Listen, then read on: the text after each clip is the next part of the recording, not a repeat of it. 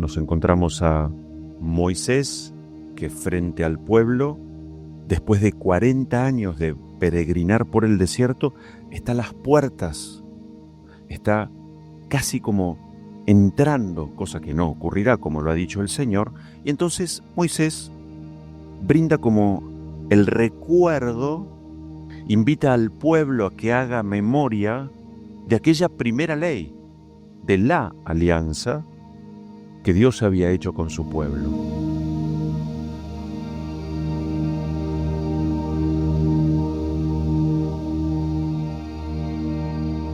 Y entonces es lo que Dios nos dice permanentemente.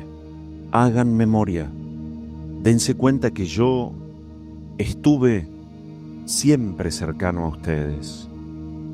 Hagan memoria. Fui yo el que los liberó, los rescató, los guió por el desierto, los alimentó, los cuidó, los orientó. No soy aquel que ustedes creen por la inmediatez de la necesidad que están viviendo, y eso los desespera. Hagan memoria.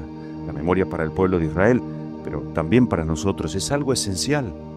Nos hace mucho bien cuando las cosas se ponen difíciles. El momentito, mi vida me fue entregada, me fue dada. Dios no me abandonó. Sigo viviendo. Las cosas esenciales en mí siguen vigentes. Puedo amar, puedo perdonar. Sé que voy camino al cielo. Sé lo que tengo que hacer hoy. ¿Qué es lo que Dios espera de mí? Que conociendo mi voluntad, me dice Dios, vivas de acuerdo a ella. Y que no desesperes. Y que no te desencantes. Que no te arrojes al abandono, que no hables de más, que no juzgues a la luz de las palabras que estos días hemos ido escuchando, que no critiques.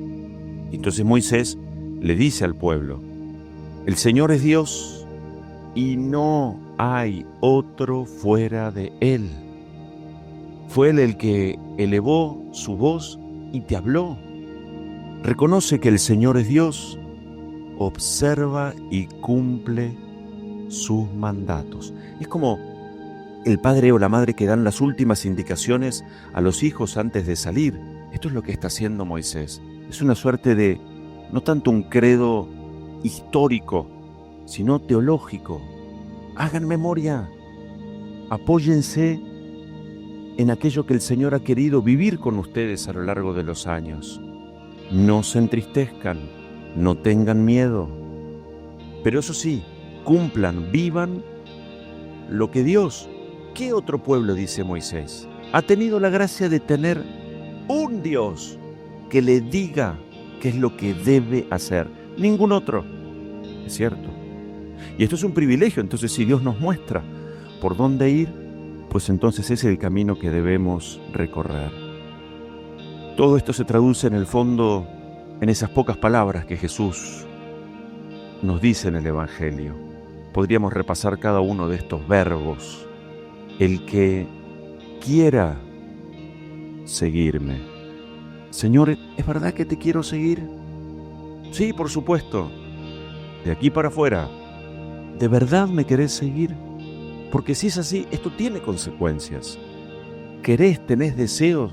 ¿Me ponés a mí en primer lugar? ¿O soy algo, alguien más dentro de tantos o tantas cosas en el día? Además, no solamente me querés seguir. ¿Estás dispuesto a dejar algo para seguirme? Y acá viene entonces el cómo. Que renuncie a sí mismo. Algo así como, somos cristianos. Cristianos es seguidor de Cristo. Ese es el cristiano. Y la palabra cristiano hace referencia a la cruz. No hay seguimiento posible de Jesús si no es a través de la experiencia de la cruz. Por eso, antes de la experiencia de cruz, hace falta esto que Jesús dice, que renuncie a sí mismo. Después dice que cargue con su cruz. Pero primero es, ¿me querés seguir? Sí. ¿Estás dispuesto a renunciar a vos? ¿Ah, sí? ¿Qué implica esto? Y después, cargar con la cruz. ¿Qué quiere decir cargar con la cruz? Porque parece que me la quiero sacar de encima hasta en el más mínimo tamaño o expresión. No tengo disposición a reconocer, recibir, rezar, encontrarle un sentido a la cruz del dolor, de la incertidumbre, de la enfermedad, de la muerte, de la falta de fe, de nuestro propio pecado. Cargar con la cruz, Señor, ¿qué me estás queriendo decir? Porque si yo te quiero seguir, incluye renuncia, incluye el cargar con la cruz. Porque además ya sabemos, junto a Él, el yugo, el peso de esa cruz es ligero, en tanto que sin Jesús, el peso de las cruces de la vida son tremendas. Por eso es muy importante. Viene una cosa muy linda, hoy estamos haciendo memoria de Santo Domingo de Guzmán.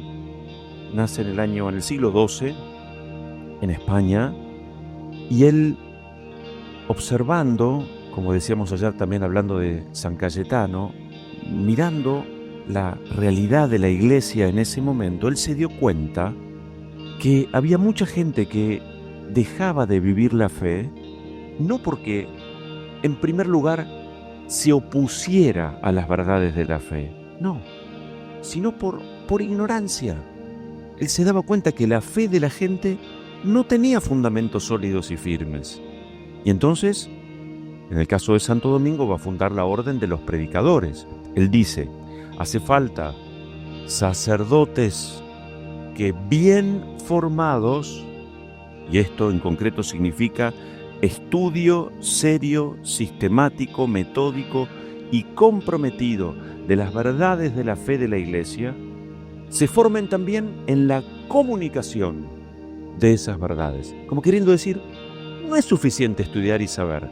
Además hay que saber cómo transmitir, cómo comunicar.